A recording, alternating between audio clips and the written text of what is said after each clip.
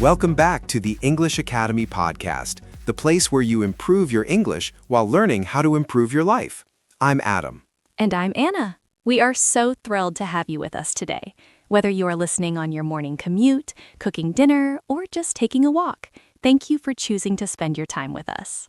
Speaking of time, that is exactly what we are talking about today. Today's topic is don't waste your time. We'll be discussing the difference between being busy and being productive, how digital distractions are stealing our focus, and the real cost of procrastination. It's a topic absolutely everyone struggles with, so grab a notebook and get ready to take some notes. But before we dive into the deep end, we have a quick favor to ask. That's right. If you find value in our podcast and want to keep improving your English with us, please hit that subscribe button. It really helps the channel grow and reach more learners just like you. And don't forget to like this video, leave us a comment below telling us your biggest time waster, and share this episode with a friend who might need a little motivation today. Your support means the world to us.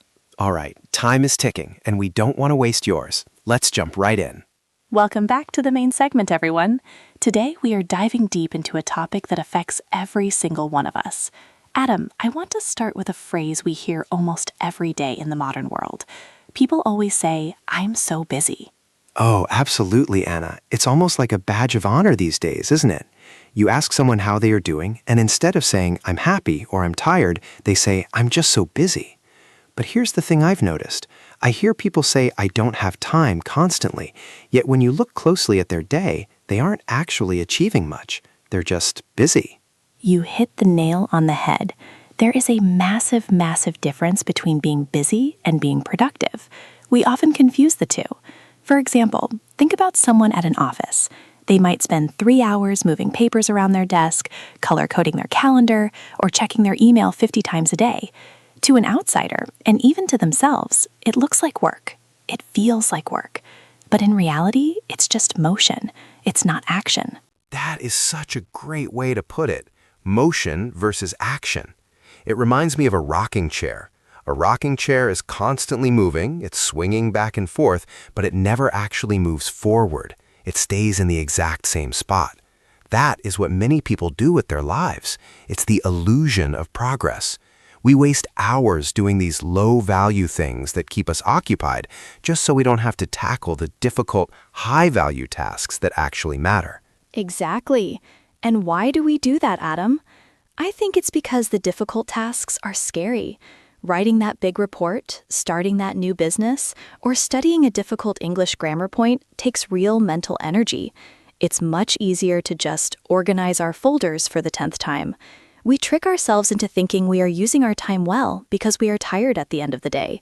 But being tired doesn't mean you are productive. It just means you exhausted yourself on the wrong things. I've been guilty of that myself. I'll spend an hour researching a topic online, but really I'm just clicking from one link to another, getting further away from my goal. By the time the hour is up, I haven't written a single word. I was busy searching, but I produced 0 results. We have to realize that our time is a non-renewable resource. Once a minute is gone, it's gone forever.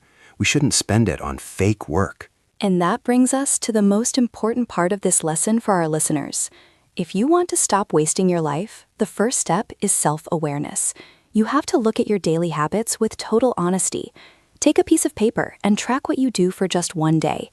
At the end of every hour, ask yourself, is this moving me forward toward my goals, or is it just keeping my hands busy? That's a powerful question.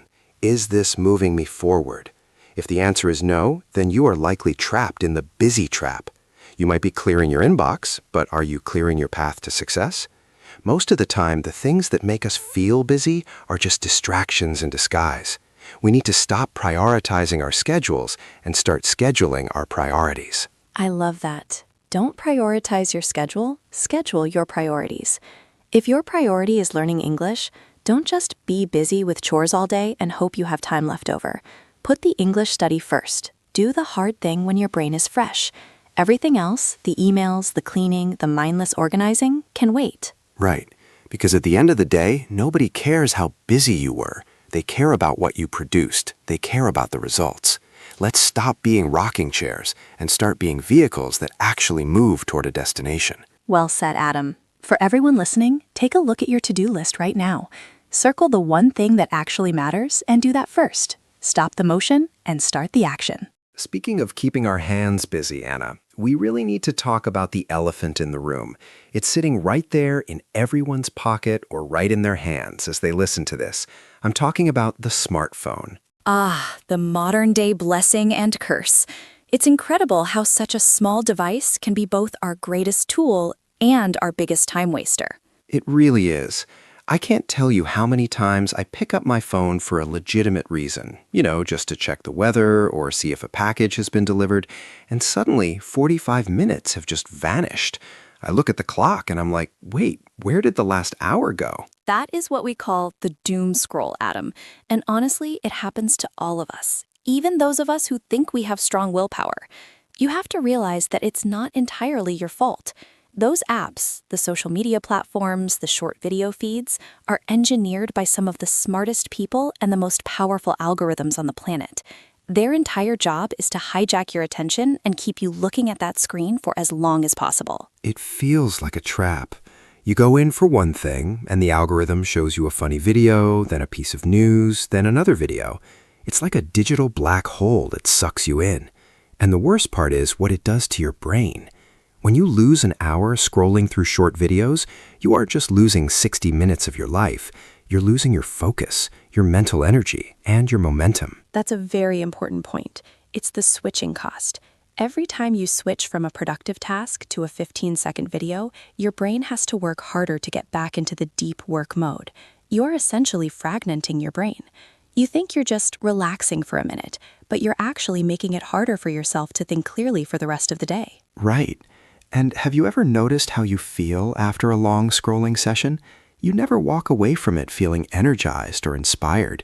You feel drained. You feel a bit foggy, maybe even a little bit anxious. It's literally stealing your time and giving you absolutely nothing of value in return. It's a bad trade. You give your most precious resource, your time, and you get, what? A few seconds of entertainment that you'll forget 5 minutes later? Exactly. It's junk food for the brain. It tastes good for a second, but it makes you feel sick afterward. We need nutritional content, like this podcast. But seriously, if we want to get our lives back, we have to be more aggressive with how we handle technology. We can't just rely on trying harder to stop. So what's the solution? How do we stop the phone from winning? That's why setting hard boundaries with technology is one of the most immediate ways to reclaim your time. For me, it means physical distance. If I'm working on something important, I put my phone in another room. If it's in my pocket, I'll check it. If it's on the desk face up, I'll check it. But if I have to get up and walk to the kitchen to see it, suddenly I don't need to check the weather that badly. I love that. Out of sight, out of mind. I've also started turning off all non-essential notifications. My phone doesn't need to beep every time someone likes a photo or sends a random email. I should decide when I check my phone. My phone shouldn't decide when it talks to me. Precisely. You have to be the master of the device, not the slave.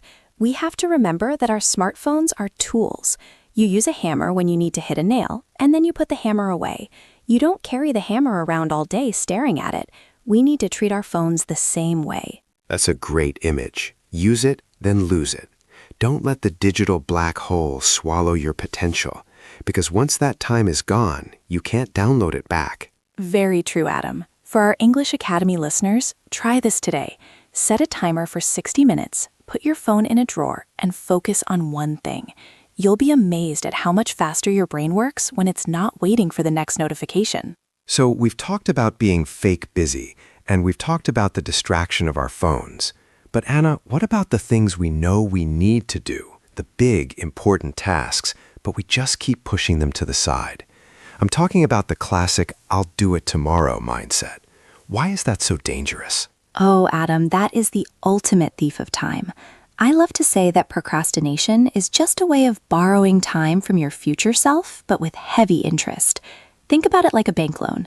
You don't want to do the work today, so you borrow that time from tomorrow Adam.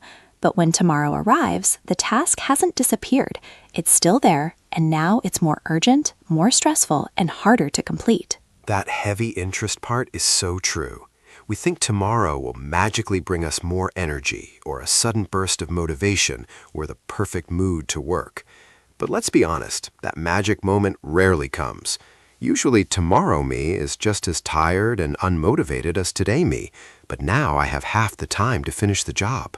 Exactly. And here is the psychological cost that people often overlook: the guilt. When you procrastinate, you aren't actually relaxing. If you have a report due and you decide to watch TV instead, you aren't enjoying that TV show. In the back of your mind, that voice is whispering, "You should be working. You're falling behind." You're right. We essentially waste our present time feeling guilty and anxious about not doing the task, so the present is ruined by stress. Then, when the deadline finally hits, we waste our future time rushing to get it done at the last minute, probably doing a poor job because we are panicked. It's a double loss. You lose the peace of mind today, and you lose the quality of work tomorrow. It's a vicious cycle. People often think procrastination is about being lazy, but scientists actually say it's about emotion regulation. We avoid the task because the task makes us feel stressed or bored, so we choose a quick hit of pleasure, like checking social media, to feel better right now. But as we've discussed, that feeling doesn't last. So how do we break the cycle? How do we stop being time borrowers? A great trick here, and one of my personal favorites, is the 5-minute rule. It's incredibly simple, but very powerful. If you are avoiding a big project, don't tell yourself you have to finish it. Just commit to doing it for exactly 5 minutes. Tell yourself, I will sit down and work on this for 5 minutes, and if I want to stop after that, I can. I've tried that.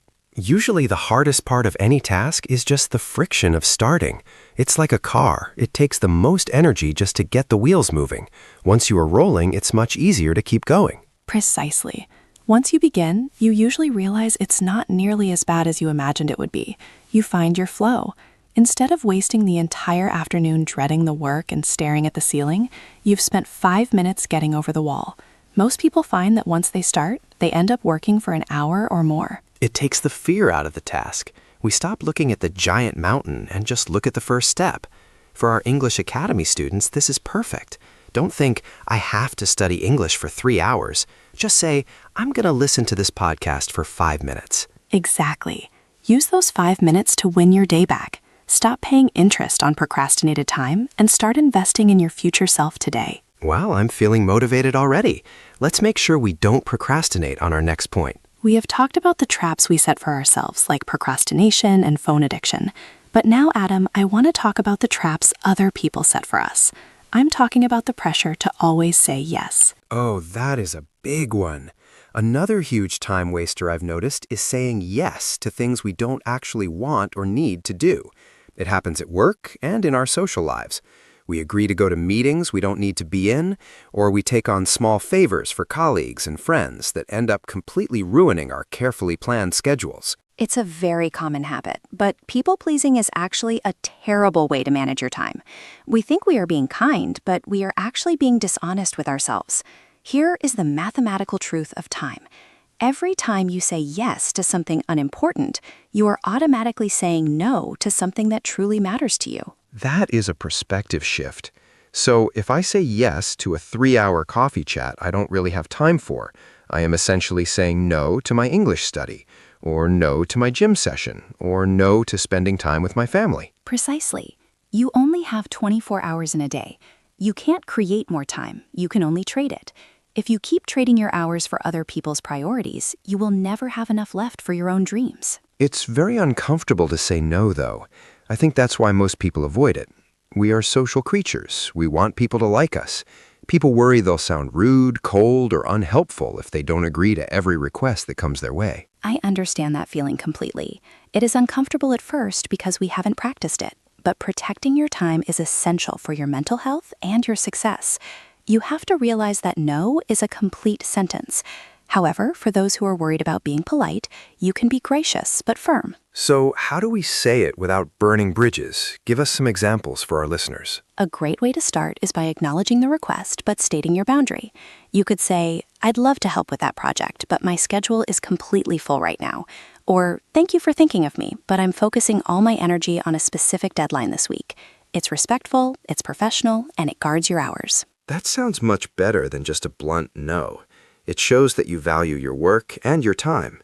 And honestly, I've noticed that when people set clear boundaries, others actually respect them more. They see you as someone who is disciplined and focused. Exactly. If you don't value your time, nobody else will either. If you are always available, people will always interrupt you. But if you show that your time is a precious resource, people will treat it that way. You are teaching people how to treat you. This is especially important for our English learners. Sometimes you have to say no to a night out or a movie so you can say yes to your fluency goals. It's not about being boring, it's about being intentional. Well said. Every no to a distraction is a yes to your future. It takes courage to protect your schedule, but the reward is a life that you actually chose rather than a life that was chosen for you by everyone else's requests. We've spent a lot of time today talking about how to be productive and how to avoid distractions. But Anna, let me play devil's advocate for a second. Let's say I spend 2 hours on the couch doing absolutely nothing, just staring at the ceiling or listening to music. Is that wasting time? I mean, don't we need to relax? Or are we supposed to be productive every single second of our lives? That is a brilliant question, Adam, and I'm so glad you brought it up. We aren't robots. There is a fundamental, massive difference between intentional rest and mindlessly wasting time. The difference isn't necessarily what you are doing, it's why you are doing it. If you decide, I've had a long week, I am exhausted, and I'm going to lie on the couch for 2 hours to recharge, that is a conscious choice. That is recovery. I see. So it's about the decision-making process. If I make a plan to do nothing, then doing nothing is actually my goal for that time. But if I sit down at my desk with the goal to work, and then I just accidentally zone out for 2 hours because I lack discipline or I'm distracted, that is wasting time. Precisely. It all comes down to intention. Wasting time happens when you lose control of your hours, when the time slips away from you without you realizing it. Rest, on the other hand, happens when you purposefully allocate your time to healing, thinking, or recharging your batteries. There is a famous saying, time you enjoy wasting is not wasted time, but the key is that you have to actually choose to do it. That makes so much sense. I've noticed that when I waste time by accident, I don't actually feel rested afterward. I usually feel stressed because I know I should have been doing something else. But when I take a planned nap or go for a slow walk, I feel energized. One is an escape, the other is an investment in my energy. Exactly. Mindless wasting is usually an escape from reality or a task we find difficult. It's a passive state where you aren't really present. Intentional rest is active, in the sense that you are acknowledging your human need for a break. High-performance athletes don't train 24 hours a day. They spend a huge amount of time on recovery, so that when they do train, they can give 100%. I love that analogy. If we want to perform well in our careers or in our English studies, we have to allow ourselves the grace to stop. But we have to be the boss of that stop. We shouldn't let a 5-minute break turn into a 3-hour disappearance. Right. A good tip for our listeners is to actually schedule your rest. If you know you love watching a certain show or playing a video game, put it in your calendar. Tell yourself, from 7 p.m. to 8 p.m., this is my time to relax. When you do that, you can enjoy it fully without any guilt. You aren't wasting time. You are following your plan. It's about being the pilot of your own life instead of just a passenger. If you're the pilot, you decide when to fly fast and you decide when to land the plane and refuel. Both are necessary to reach the destination. Beautifully put, Adam. For all our students at the English Academy, remember, don't feel guilty for resting. Just make sure it's the kind of rest that actually makes you better. Control your time, or it will surely control you. Well, everyone, that brings us to the end of today's deep dive into time management. We've covered a lot, from the busy trap to the power of saying no. I really hope these insights help you take back control of your day. I hope so too, Adam. Remember, your time is your most precious resource. Don't just let it happen to you. Be intentional with it. Whether you are studying English or building a career, every minute is an opportunity to move forward. We want to hear from you now. What is the one time waster you are going to cut out this week? Is it the phone? Is it saying yes too often? Drop a comment below and let's start a conversation. We read every single one of them. And before you head off to conquer your day, if you enjoyed this episode, please hit that like button. It's a small gesture, but it helps our academy reach more students around the world. And if you haven't already, make sure to subscribe and turn on the notification bell. You don't want to miss our next lesson. We have some incredible topics lined up for you that will take your English and your mindset to the next level. Lastly, please share this video.